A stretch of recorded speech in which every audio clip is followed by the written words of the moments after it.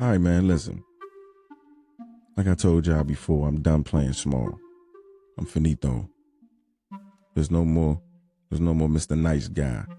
You know what I'm saying? And we're gonna talk about some real stuff, man. We're gonna get to it and really dive into this this hustle culture.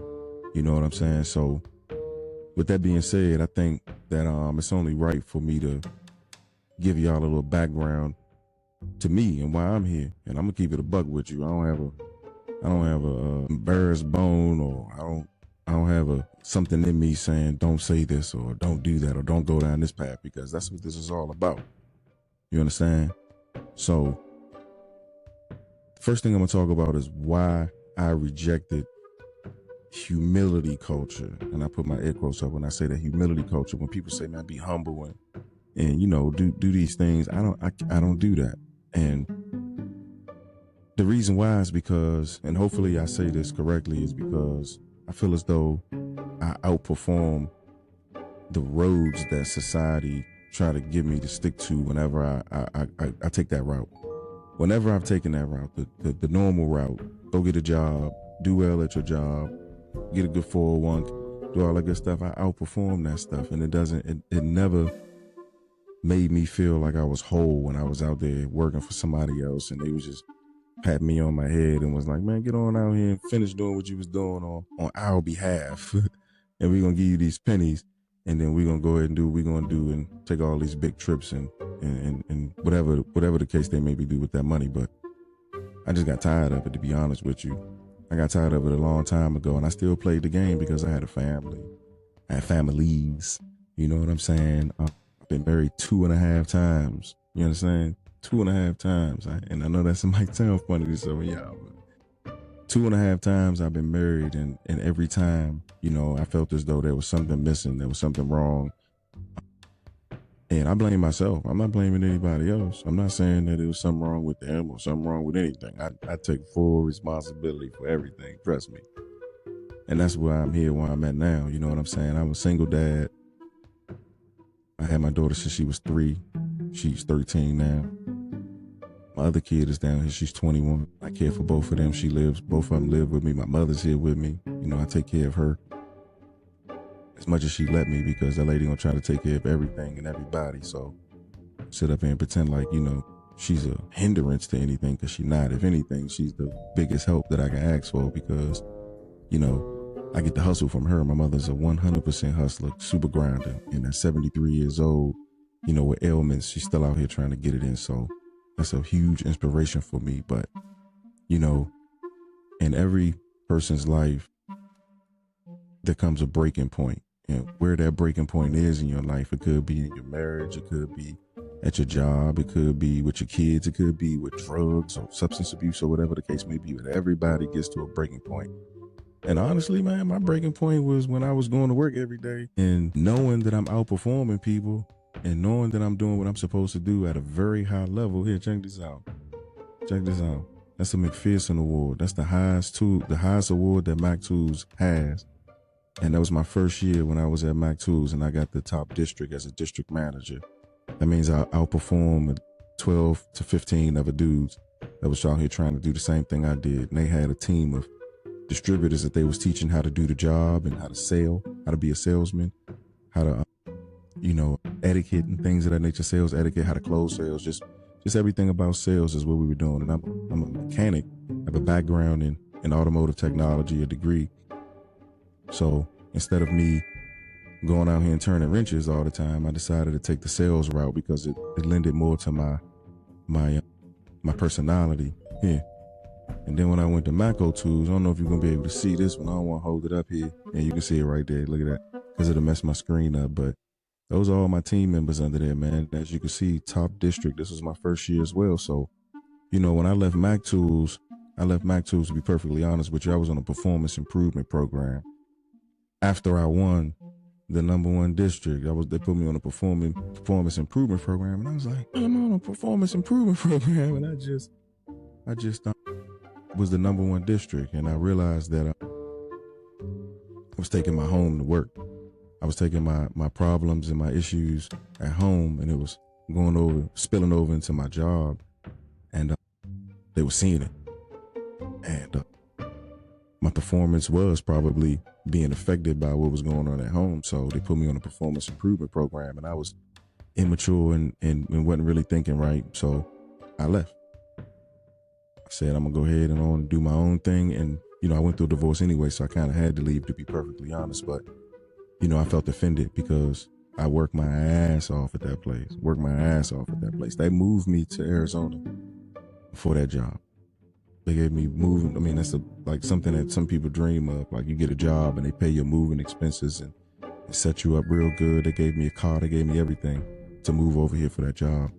And I did what I was supposed to do, but I left, on bad terms, or not bad terms, but just on not so good terms, because, my personal life was spilling over into my job. And that's something that we're gonna talk about when I start getting some interviews on here.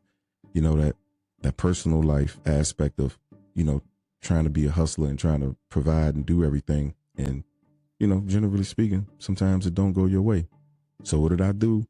I hustled my ass off. I became a realtor. I couldn't even get on a team. I was on a couple teams, but I couldn't sustain them because, when you do teams in real estate, there's certain things that they want you to do and participate in so that you can get used to the sales process and how that stuff works. So I really couldn't do it because I had my kid. My kid at that time was 6 years old. So some of the mandatory things that they wanted me to do on a team as a realtor, I just couldn't do. So I went out on my own, and that's rough because you don't have anybody to lean on. I can call my broker. And that's essentially what I did when I needed some help with things. But for the most part, I had to figure it out on my own. That's what it was. You gotta get out there and figure it out, brother. So the first year I sold 8 houses, which is not great, but still 8 houses that I sold with no help. So in my eyes, that's a win. I know some guys, they say unless they got 2 or 3 houses in escrow, they're not comfortable. But during COVID, a new realtor with a kid at home, I'd sold 8 houses. So I think I did pretty well, if you ask me. But, after that, I went back and I sold my house, actually. I had a house in Maricopa, Arizona. I sold it. And with the proceeds, I went and bought a commercial cleaning company. It was a franchise. It was the worst decision of my life. I paid $30,000 cash for that business, and it was terrible, to be honest with you. It's called Open Works, and they're out of Arizona. And they essentially gave me $10,000 worth of contracts to clean the buildings a month in exchange for that $30,000 price tag. And it was terrible. It was horrible. I mean, I'm not even going to get into it, but if you ever hear Open Works and you're thinking about getting into that, because there's good money in it, but in my opinion, you have to go out here and get your own contracts. Don't hire no company to get you the contracts and they peel all the money off the top, and at the end of the month, that $10,000 looking more like $7,200, and then you got taxes and bills, fees and insurances and all that stuff they take out as well. And then it's like half the money that you're supposed to be getting. So it's not really worth it, to be perfectly honest with you. And the model for most of those cleaning company franchises are the same. They take out all of the fees like it's something that you should be happy that they're doing, I guess. It's less stuff that you have to do. But in the same breath, it's something that you can do and save a whole lot of money. But they don't allow you to do it. They do it on purpose just so they can recoup a lot of your money, and then you out here with pennies at the end of the day. So I got super frustrated, and I speak out, man. I speak up and I speak out. I wrote tons of emails, fought with those people over and over again. I had teachers in some of these schools getting drunk. I was finding bottles of liquor in the trash, and I was telling the principal, like, hey man, this is a school. You got some of your people's in here getting in the little, they doing it. They ain't want to hear it. They got mad at me. So at the very end of the day, I fizzled out with that company. And I went back to sales. I went back to sales, and that's where I got this other plaque from, because I told myself if they put me on a performance improvement program, and it was because of a relationship at home, then let me prove to them, to the world again, to myself, mostly, that I can get out here and get this done and perform at a high level. And I did it. Same thing, first year, the #1 district. Now, here's the thing. Let's keep it a buck.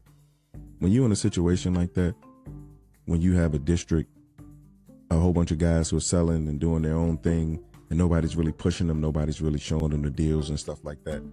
You know what I'm saying? It's easy for the district to go down. And then when you get somebody in front of them and you start showing them the stuff and you're consistent, relatively consistent, and you're doing your thing, it's easy to show a district, showing massive growth. And that's what I did. Let's just keep it a buck. That's what I did to get that award. But I recruited 8 people that year. That was my last year. I think that tied the company record. And also the amount of people who came into that business that had no sales skills whatsoever.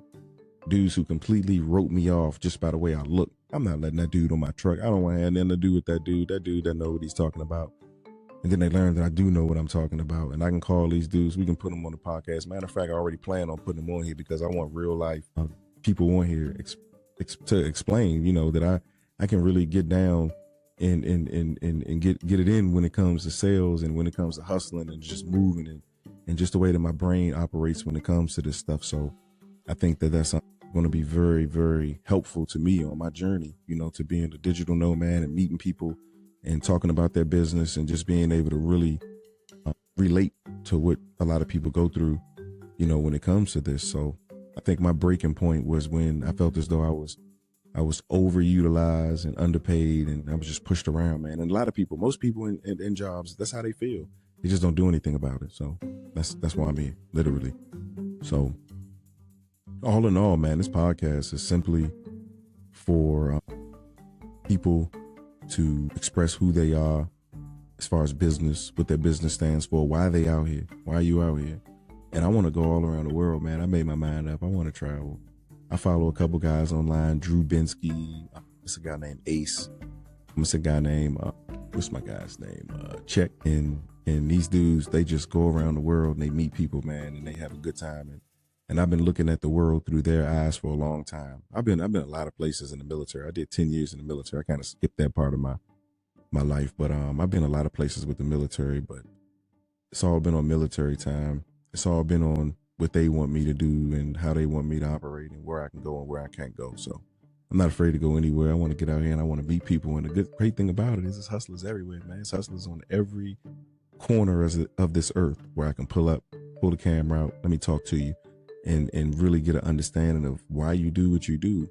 And I don't care if you're selling baskets or you selling, $1 million cars or you selling, $1 million houses, whatever it is, man. I just want to be a part of it and get down and talk to people. So, and what you'll get from tuning in, just coming around and listening to me, if anything, is motivation, man, advice.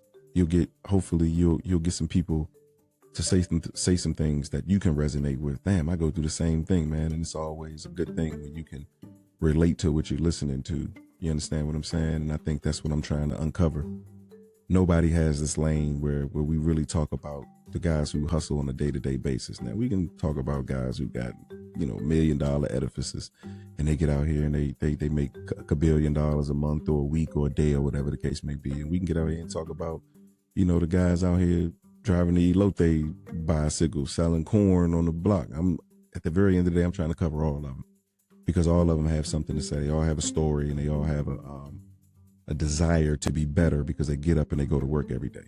So that's what you're going to get from tuning in here. And most of all, man, I want to be one of those guys where you can look at the world through my eyes from what I see, because I'll go anywhere. Like I said, man, I seen the dude, man, he was in Afghanistan sitting with the locals with the good hashish. You know what I'm saying? I was just like, what in the world is going on here? So then I had to start doing my research and I started realizing that what America says is not always what we should believe. When America says that they hate us Americans, you do your research. So at the very end of the day, if you don't want to do your research, I'm out to prove it, man. I'm gonna get out here and I'm gonna move around. I'm actually thinking about moving to Panama, man, when it's all said and done, man. After my daughter graduates high school and everything is rolling, steaming along. Panama has some great benefits for people who are expats from America who have a pension. And I was in the military. I'm a disabled veteran, so I got a little bit of a pension. So, and they treat real well down there. So that's my goal, man. So it's a little bit about me, my history, why I'm out here, why I'm doing what I'm doing, and what my goal is. So again, if you got something going on, if your kid has something going on, if you trying to make a name for yourself, all I'm trying to do is put us together and build the bridges. Can you imagine having a partner that you can depend on that does the same thing that you do in Africa? I'm already planning to go there. What about in Panama, or what about in Brazil? They're down there doing the exact same thing that you're doing, but they have a better deal on product that you need, or you have a better deal on a product that they need, but you don't know that each other exists. That's where I come in at. I just want to make sure that everybody knows that everybody exists. I'll make sure I get everybody's information, you know, so that when you see something, all you got to do is say, man, who was that guy in Brazil? Who was that guy in wherever you were, Vietnam or wherever you were, that had this, because that's what I'm looking for. That's what I would like to do. And that's what I'm trying to do, man. I know it sounds simple and I know it sounds crazy, but if it don't sound crazy, then it ain't for me. Simple as that. Y'all know what I do and who I am and how I'm trying to go. So if I'm not shooting for the freaking moon, bro, it's not for me. Simple as that. It ain't for me. If you not trying to shoot for the moon, you ain't for me. I don't need to be around you. Simple as that. I don't want nobody around me that's shooting for something straight ahead and I can walk and hit that. We got to be all shooting for the stars, man, to be around me. So that's just what it is. So I don't want to take up a whole bunch of time, man. I had all kinds of crap planned and all this other stuff, man. But I just really wanted to get on here and just give you a little bit of brief synopsis. I ain't want to go too deep because I can go super deep into the relationship part of it. I can go super deep into the business part of it. I completely almost neglected the fact that I was in the military, and that gave me a whole different perspective on a whole lot of different things, which is one of the reasons why I want to leave the state and this country. So actually, the state ain't bad. I'm gonna stop saying stuff about Arizona. I like Arizona, man. Arizona cool, man.